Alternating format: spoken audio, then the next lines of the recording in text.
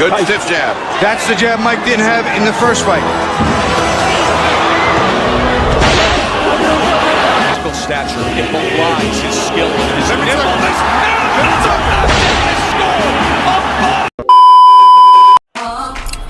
In the red corner, with a bloody ear from being bitten off by Mike Tyson, we have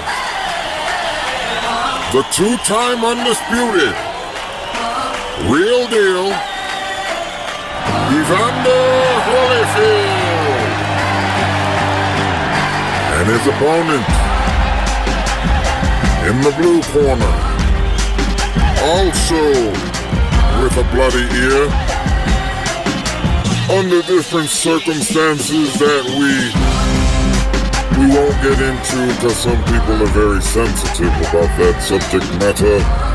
Well, I fucking had to drive home with a fucking tear in my eye about the drop. It was fucking that serious for me.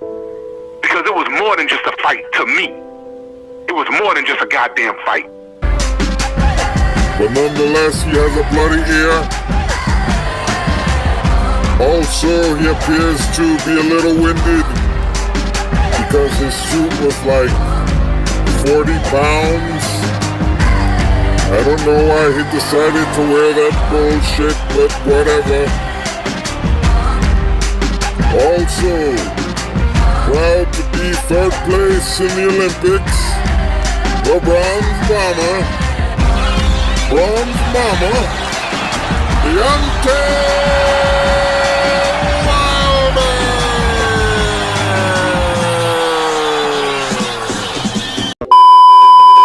You can't fuck with Red Glove on this worst day. How about that? I ain't really changed, it's the same old rebel, still a radical. I'm passionate, it's just another level. AC told me I should fight back, they don't like that. Just know if you rock the boat, you better have a life raft. BJ told me I should fight back, they don't like that. Just know if you rock the boat, you better have a life raft. What up, everybody on YTBC? This video is actually requested by Cotto. He requested for me to make this video last week, and I'm just getting around to it now. Also, official scorecard boxing science. I haven't forgotten about your request, your challenge that you issued to me. I will be making that sometime in the near future. I don't know exactly when, but hopefully I'll have that uploaded in the next couple days. But anyways, let me go ahead and get into this topic. So I was on a live with Cotto on his channel. Actually, it was his live, and we were talking about like a lot of these comparisons that people were making. Boxing fans are making, and they seem to be kind of ridiculous. Now, as a boxing fan, you can make whatever comparisons you want to be honest. But when you make comparisons, those comparisons can definitely be challenged. So, for instance, for some reason, there's these Deontay Wilder fans who want to make Deontay Wilder out to be better than some of the past greats, such as Mike Tyson and Evander Holyfield. Cotto specifically asked me to go ahead and make a video about the comparison between Deontay Wilder and Evander Holyfield. So that's what this is right now. That's what you're listening to right now. Now, as far as Deontay Wilder is concerned, his I think most people would agree his best win was against Luis Ortiz. Can't say against Tyson Fury because the first fight was a draw, and the second fight was a stoppage loss. So he has no W's over Tyson Fury, but he does have a W over, or he has two W's over Luis Ortiz, who I think is being severely overrated right now. His best win is Brian Jennings. All right. Now I could go down the list of Deontay Wilder's other opponents, such as Chris Arreola, Romain Stavern, Arthur Spilka, but those guys are leagues below Luis Ortiz. And like I said, Luis Ortiz is not, he's overrated. Like, he's not even that great, and he's leagues above everybody else that Deontay Wilder has in his win column. So I don't think we really need to look any further than Luis Ortiz, because it's all downhill from there. Now I understand that's just my opinion, but it's downhill from there.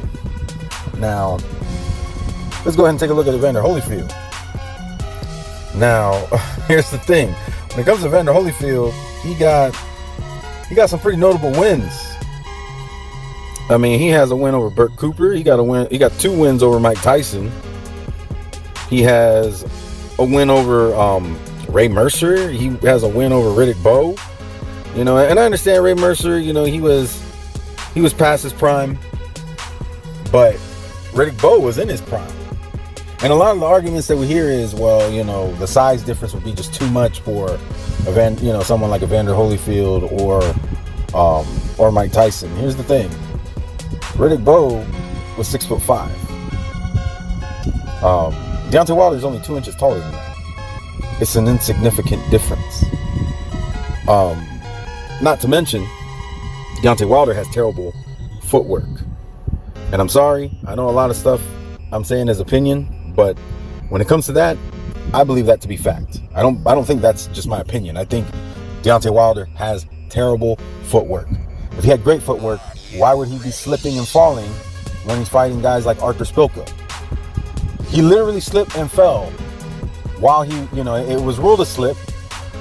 But Arthur Spilka is not considered this elite boxer. He's not considered elite. In the first Bermane-Stavern fight, he went down with Stavern because his footwork is shit. So, that being said, you know, like, this whole thing with Deontay Wilder being compared to someone like Holyfield, I think is quite insulting. You know, Arthur Spilka definitely doesn't stand to somebody like Ray Mercer, Riddick Bowe, Michael Moore. Now, I understand he lost to Michael Moore, but still, Burt Cooper, George Foreman, even, and you can say whatever you want about these guys' ages. You know, a lot of people, he was past his prime. Well, so is Luis Ortiz. Deontay Wilder's best win, past his prime. So, I'm not going to exclude these guys just because they were past their prime, because then I had to do that for Deontay Wilder. And trust me, you don't want me to do that, because then it's hard to say who his best win is. It probably is Bermane-Stavern. If you were to take Luis Ortiz out of the equation, trust me, you don't want to go down that route. Buster Douglas, you know, undisputed in 2 weight classes, whereas Deontay Wilder wasn't even able to unify. I mean, when you get down to brass tacks, it's not even a comparison. He got a draw with Lennox Lewis. All right, Lennox Lewis is an all-time great heavyweight, and I'll be honest, I think Lennox Lewis would beat Tyson Fury. Now, that's just my opinion, but yeah, a win over Hasim Rahman. You know, and then if you take a look at, you know, the losses as well, you look at some of these guys he lost to, and they're not slouches. You know, James Toney, where Evander Holyfield was already past his prime. Chris Bird, you know, he lost to John Ruiz, but like I said, he's past his prime, but he also has a win over John Ruiz. You know, it's not even funny how far above Evander Holyfield is over Deontay Wilder. I'm telling you, Luis Ortiz is severely overrated. And since we're on the subject, let's go ahead and talk about this. Like, I hear a lot of people saying that Luis Ortiz would beat anybody that's on Mike Tyson or Evander Holyfield's resume. That has to be purely off of the eye test, because you can't possibly tell me that Bryant Jennings is anywhere in the vein of Michael Moore, Mike Tyson, Riddick Bowe, Burt Cooper. You honestly gonna tell me that Jennings is not fit to be in the same sentence with any of those guys? He's not fit to be in the same sentence as Burt Cooper, as Riddick Bowe, as Mike Tyson. Fuck out of here with that bullshit. It's just disingenuous propaganda. At the end of the day, that's all it is. All right? Now, at the end of the day, it is still opinionative. The only way to say definitively who would beat who is if they were to fight.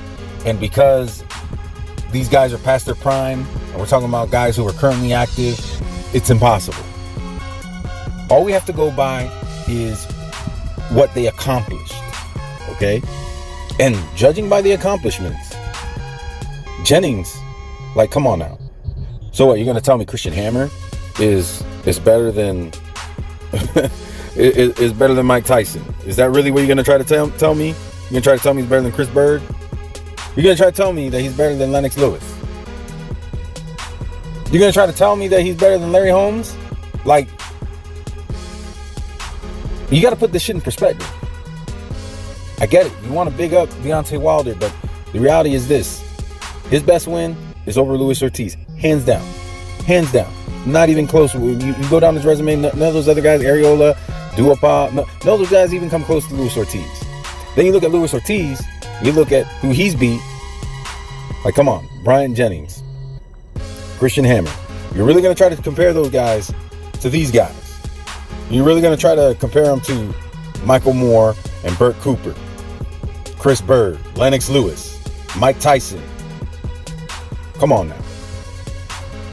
Like I said, if you want to, you can exclude some of these guys because they were past their prime, like George Foreman. But trust me, you don't want to do that. Because guess what? Then we have to apply that same thing to Deontay Wilder. And then the separation becomes bigger. Because even without those guys that are past their prime on Evander Holyfield's resume, he's still got plenty that were in their prime that are still better. Leagues better. Nowhere close to the other shit that Deontay Wilder got on his resume. You're not going to convince me that Jason Gavin is on the level of a Michael Moore or Burt Cooper. You're not going to do that. It's not going to happen. You got a snowball's chance in hell of convincing me of that. But anyways, that's all I got for this video. You're more than welcome to share your opinion with mine. My platform is open. I'm not closed-minded. Also, real quick, J. Cotto, I saw your video about these trolls. Rascal, you also made a good video about these troll channels, and I'm on board. Fuck those guys. Like, if they want to have their own little troll boxing community, they can have it. But I ain't gonna be fucking with them. I'm not even gonna entertain a debate, having them on my panel. Just gonna go ahead and start blocking all them guys. That's not to say that if we have a difference of opinion, I'm gonna block you. But there's certain guys who, for them, it's not just opinion. For them, they're trying to push their opinion as fact. And when that opinion is a bullshit opinion to begin with, yeah, I ain't fucking with that shit. Fuck them. So yeah, there's some guys who are getting blocked. If they want to be unblocked, they can have somebody speak on their behalf to get reviewed. And I'll take a look at their recent behavior. And if it seems like they've grown as a person, then yeah, maybe I'll unblock them. But if they're still on that bullshit, fuck them. Fuck them. Like you're not gonna troll me, and then when I troll you a little bit back, you're gonna get all bent out of shape and then call me bitch made. No, fuck that bullshit. But anyways, to all my subscribers, anybody watching my videos, or just up to the point of this video, hope you all have a wonderful, blessed day. Peace. That's why I'm undefeated.